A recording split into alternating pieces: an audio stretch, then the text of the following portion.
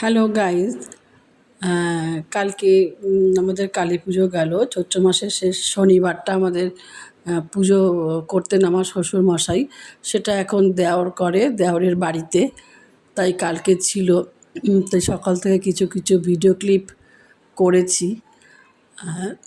পুজোটা গেল, পুজোয় আমাদের আত্মীয় স্বজন তো আসেই, তারপরে পাড়ার লোকজনও আসে। তাই এবারে কম লোকজন বলা হয়েছিল। ওই ননদ খাচ্ছে, ছোটো ননদ, ছোটো নন্দাই আর এক ভাইয়ের ছেলে খাচ্ছে আর কি। পুজোয় বসে গেছে।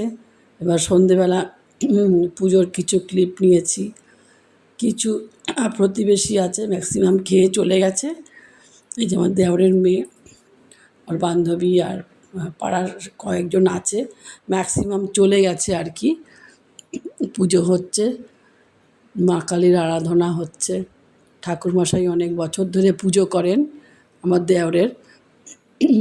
বিভিন্ন ধরনের সরস্বতী পুজো, লক্ষ্মী পুজো, সত্যনারায়ণ সবই করেন উনি। কালী পুজোটা ওনাকে দিয়ে করান।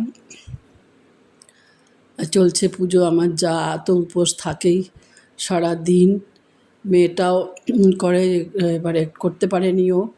সব লোকজন খেয়ে গেছে, এবার সারা লাস্টের ব্যাস বসেছে। সবাই সুস্থ থাকবেন, ভালো থাকবেন।